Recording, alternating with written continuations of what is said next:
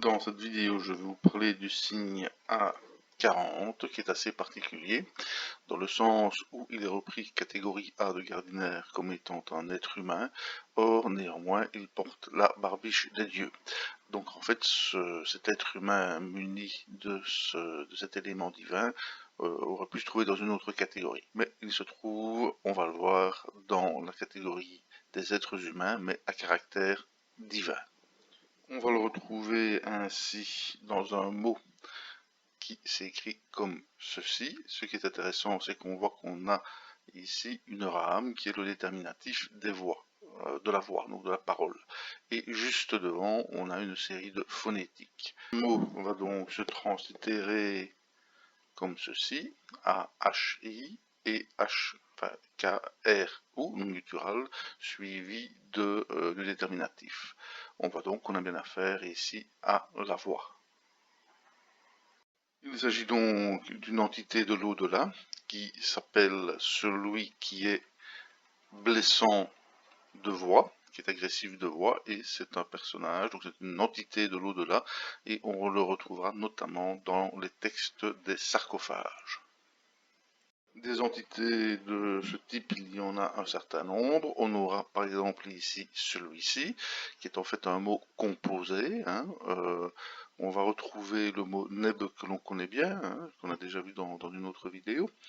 Une préposition er, et puis ger, un autre mot. Et donc littéralement, cette entité de l'au-delà s'appellera le maître, le seigneur de tout. Les Égyptiens étaient friands de personnages de l'au-delà, et en voici encore un peu plus complexe, mais qui va se translittérer ici, voilà, et qui a Nout, et donc littéralement, son nom sera celui qui porte les perchoirs, tout simplement. Donc ici, on le voit, ce déterminatif qui est ici, donc le A40, va servir de déterminatif à finalement des noms propres pour désigner des personnes, des entités de l'au-delà. Mais ce n'est pas tout. Ce déterminatif peut également intervenir dans des mots. On retrouve ici la force Eka, la magie, Ekai, ici, donc dans ce cas-ci, on aura celui de la magie, autrement dit le magicien.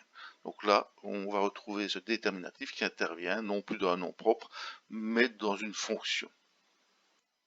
Mais ce n'est pas tout. On va retrouver ce hiéroglyphe A40 dans d'autres usages un peu moins conventionnels, dirais-je, et on va le retrouver ici dans un mot où on va apparaître le déterminatif, ce sont des mots qu'on connaît, le déterminatif des maisons, des constructions, et puis ensuite le nom d'une divinité bien connue, qui n'est autre que Wizir. Alors pourquoi est-ce qu'on retrouve ici? C'est assez particulier, puisque le mot va se translittérer donc en associant deux mots, Père Wizir, et ici ça ne désigne pas une personne, mais ça va désigner un endroit, à savoir la ville de Busiris. À savoir que Busiris, qui était donc une ville située dans le delta, et où on avait un premier culte, qui est le culte d'une divinité appelée Anshti, qui va progressivement être supplanté par Osiris. Et donc, Djedou, Busiris, sera pour la basse Égypte l'équivalent d'Abydos pour la haute Égypte et constituait les deux pèlerinages osiriens majeurs. Donc là, ici, on a l'utilisation du déterminatif qui intervient dans finalement un nom de lieu. On aura donc compris que le mot précédent ici en fait signifie littéralement la maison d'Osiris. Alors pour terminer, un autre usage de déterminatif qui me paraissait un peu intéressant et en même temps un peu bizarre, mais je vais lancer une question. Donc ici on a encore une autre graphie où l'on a ici PON, pardon, suivi de ce triplement de signes, et donc on a un pluriel dit archaïque puisqu'on a un triplement du déterminatif. Alors ce sont des groupes d'individus et ce mot désigne en fait, on va le translittérer, punti tiu, avec un autre déterminatif qui est l'espèce de bâton de jet qui est ici, donc qui fait référence à des peuplades étrangères. Et effectivement, ce mot désigne Punt, hein, vous aurez compris, Punt, ceux du pays de Punt, autrement dit, le peuple de Punt. Alors pourquoi est-ce que les Égyptiens utilisaient ce déterminatif d'un être humain muni d'une barbiche? C'est qu'ils attribuaient peut-être au peuple de Punt des pouvoirs. En tout cas, ici, on a cette graphie pour le peuple de Punt. Ceci était donc le A40.